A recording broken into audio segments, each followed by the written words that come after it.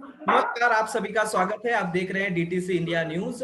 इस वक्त हमारे साथ जौनपुर में एक्टिव कार्यकर्ता के तौर पर काम कर रहे हैं और हाल ही में हमने उत्तर प्रदेश के जो सीएम योगी आदित्यनाथ थे, उनके गाड़ी के सामने काला झंडा दिखाकर उन्होंने एक प्रोटेस्ट किया था।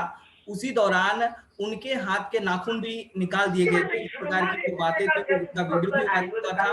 तो वो रजनीश मिश्रा जो हैं वो आज हमारे साथ डीटी से इंडिया के साथ जुड़ चुके हैं। रजनीश जी, आपका डीटी इंडिया में स्वागत है। जी धन्यवाद धन्यवाद सर धन्यवाद। रजनीश जी, मेरा पहला सवाल ये है कि इस वक्त जी जौनपुर में मलनी में उपचुनाव है विधानसभा के, वहां के किस जी जी तरीके से परिस्थिति है, उसके ऊपर आपकी क्या राय है?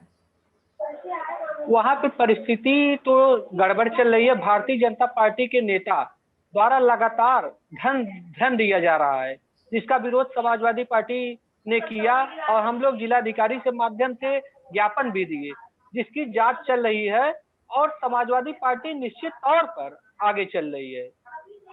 समाजवादी पार्टी अगर देखें तो पहले पारसनाथ यादव ने बहुत अच्छे एक्टिव जी के तौर पे वहां पे उनके काम थे। क्या लगता है जी जी इस वक्त जो प्रत्याशी तौर पे उनके सुपुत्र हैं, क्या उनका काम उन्हीं की तरह होगा, उनके पिता की तरह? देखिए, निश्चित तौर पर स्वर्गीय पारसनाथ यादव जी वहां पर थे विधायक, तब से लगातार बचपन से राजनीतिक खानदान से उनके पुत्र लक्की यादव बिलोंग करते हैं और उनके प्रतिनिधि के रूप में जन जन वासियों में वह काम किए हैं। निश्चित तौर पर लक्की यादव वहां जनता के बीच में जनता के अधिकारों का, उनके मान सम्मान का लड़ाई लड़ने का काम करेंगे। समाजवादी पार्टी इस समय जो चुनाव का माहौल है, प्रचार भी शुरू हो गए हैं लोगों के द्वारा, क्या लगता है किस पायदान पे होगी समाजवादी पार्टी? समाजवादी पार्टी लड़ाई लड़ रही है और समाजवादी पार्टी विकास के नाम पे लड़ाई लड़ रही है। समाजवादी पार्टी के मुखिया माननीय अखिलेश यादव जी विकास के रास्तों को पसंद करते हैं और उनके द्वारा पूरे उत्तर प्रदेश में विकास की किरण बहाई गई और निश्चित तौर पर समाजवादी पार्टी का हमेशा रास्ता रहा है विकास के पथ पर चलने का। तो समाजवादी काम आज मल्हनी विधानसभा में बोल रहा है, जो स्वर्गीय पारसनाथ यादव जी के द्वारा विकास कार्य कराया गया है, वो मल्हनी विधानसभा नहीं पूरे जौनपुर में बोल रहा है। आप देख लीजिए, जौनपुर शहर में जो मेडिकल कॉलेज दिलवाने का काम किए वह कैबिनेट मंत्री पारसनाथ यादव जी दिलवाने का काम किए, पूरा जनपद जानता है, पूरा प्रदेश जानता है। इसी के तौर पर मल्हनी के जन जनवासी उनके पुत्र लक्की यादव को विधायक बनाने का काम करेंगे। क्या लगता है आपको कि रजनीश मिश्रा समाजवादी पार्टी में कई तरीके के अच्छे कार्य कर चुके हैं, लेकिन इस दौरान उपचुनाव है, हम रजनीश मिश्रा को कहाँ देखते हैं समाजवादी पार्टी में? देखिए, हम लोग लगातार, चूंकि ब्राह्मण समाज से बिलोंग करता हूं और लगातार ब्राह्मणों में जाकर के जनसंपर्क किया जा रहा है। ज्यादा से ज्यादा वोट समाजवादी पार्टी में ब्राह्मणों का आने का आश्वासन भी लोगों द्वारा, आम जनमानस द्वारा हम लोगों को दिया जा रहा है और निश्चित तौर पर ऐसा आपको विश्वास दिलाना चाहता हूं कि इस बार पूरे प्रदेश में ज्यादा से ज्यादा 2022 के चुनाव में भी और जो उपचुनाव हो रहा है मल्हनी में, ज्यादा से ज्यादा ब्राह्मण समाजवादी पार्टी में वोट देने का काम करेंगे। क्या लगता है आपको कि कई तरीके से कई पार्टियां हैं और वो अपने तरीके से जी चुनाव लड़ रही हैं। जिस तरीके से आपने ब्राह्मण की बात की, तो कहीं ना कहीं जो जातियां हैं वो अपने अपने पार्टियों में वोट देती आ रही हैं। तो कहीं ना कहीं हम जातिवाद को इसमें देखते हैं, जातिवाद के नाम पे वोट मांगा जा रहा है। नहीं नहीं, देखिए, समाजवादी पार्टी कभी जातिवादी नहीं रही है। वह तो अपने विकास से लड़ाई लड़ने का काम कर रही है, लेकिन निश्चित तौर पर भारतीय जनता पार्टी यहाँ पर पे जो सरकार है, सरकार के तमाम आला सामान यहाँ भेज दिए गए हैं मल्हनी में और जगह जगह वो अपना चौपाल और धन दे करके वोट लेने की बात कर रहे हैं। यह लोकतंत्र में अत्यंत दुखद और निंदनीय घटना है। समाजवादी पार्टी हमेशा विकास के रास्ते पर चलने का काम की है और हम लोग विकास को बता करके जनता से वोट मांगने का काम कर रहे हैं। विकास में किस तरीके की विकास हुई है, क्योंकि इसके पहले भी विधायक रह चुके थे, लेकिन किस हालात में है क्योंकि इस समय कोरोना काल भी था और कोरोना के दौरान कई लोगों को परेशानियां भी झेलनी पड़ी थी। तो समाजवादी पार्टी उनको किस तरीके का सपोर्ट की है और आने वाले समय देखिए, में क्या करेंगी?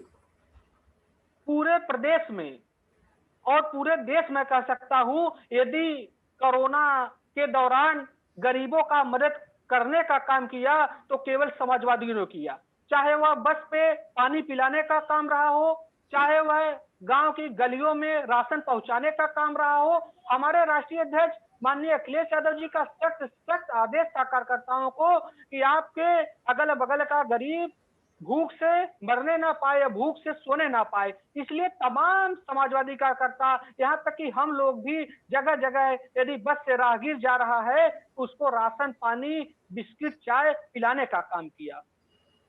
क्या लगता है अगर लकी यादव जी चुनाव जीतते हैं तो जो उन्होंने बातें की है विकास की, वो मुद्दे किस तरीके के होंगे और उसे आगे किस तरीके से बढ़ाएंगे?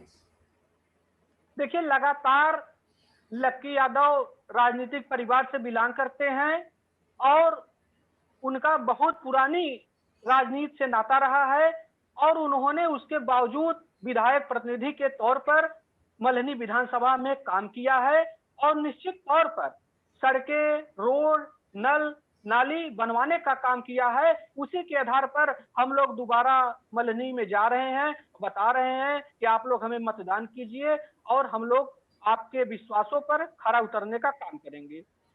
जो भी आवश्यकता होगी उसको पूरा करेंगे। तो रजनीश जी, मेरा अंतिम सवाल ये है कि समाजवादी पार्टी, भारतीय जनता पार्टी, ऐसे कई अनेक चेहरे हैं जो वहां पे चुनाव लड़ रहे हैं, लेकिन इन सब में अगर समाजवादी पार्टी किसानों के जो मुद्दे हैं उसे वह किस तरीके से देख रही है, क्योंकि उनके हालात कहीं ना कहीं कोरोना के बाद से और भी बिगड़ते हुए नजर आ रहे हैं, तो क्या आप लोग वहां पे जाकर उनसे मुलाकात किए और वहां पे जिस तरीके से लाइट की जो व्यवस्था होती है वो बताई जाती है कि बहुत अच्छी नहीं है, लोगों को तकलीफें आ रही हैं, तो इसे आप क्या देखते हैं और क्या जब जीतने के बाद इसे ठीक कर पाएंगे? देखिए, लगातार हम लोग किसानों के बीच जनसंपर्क कर रहे हैं और किसान यह हम लोगों को बता रहे हैं कि हम लोगों के हित की बात यदि कोई दल करता है तो वह समाजवादी दल करता है और निश्चित तौर पर उन लोगों को हम लोग बिजली भी देंगे और लगातार उनके अनेक कामों में बढ़ चढ़ मदद करने का काम करेंगे। रंजीत जी, मेरा एक और सवाल ये है कि जब आपने उस दौरान जब सीएम के पास आपने झंडे दिखाए थे, तो उस हालात को क्या वर्णन करना चाहिए, किस तरीके से वो परिस्थिति और क्यों आपको ये करना पड़ा था?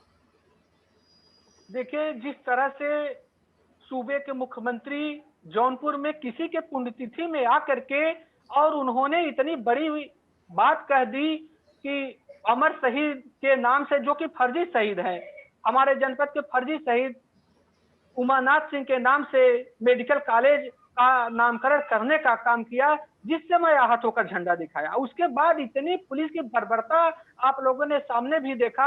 उसके बाद अंदर ले जा करके पैरों के नाखून को उखाड़ लेना, यह तो लोकतंत्र में अत्यंत दुखद घटना है। तो उस दौरान आपके साथ किस तरीके का व्यवहार हुआ और अखिलेश यादव जी से आपकी मुलाकात हुई, तो क्या उसके बारे में क्या कहना चाहिए? व्यवहार तो हमारे साथ पुलिस वालों ने बहुत गलत किया। मेरी बुलेट को जब्त कर लिया गया। मेरा शहर में 1.5 हिस्सा जमीन दूसरे को कब्जा करा दिया गया। मेरे पैर के नाखून तक उखाड़ लिए गए और उसके बाद हमारे घर वालों को भी प्रताड़ित किया गया।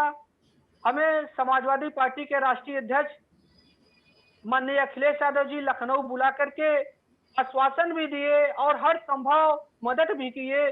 जितना हो सकता था मदद उन्होंने आला अधिकारियों से बात करके मदद देने का काम किए। जी रजनीश जी, आपने कई सवालों के जवाब आपने बहुत अच्छे से दिए हैं।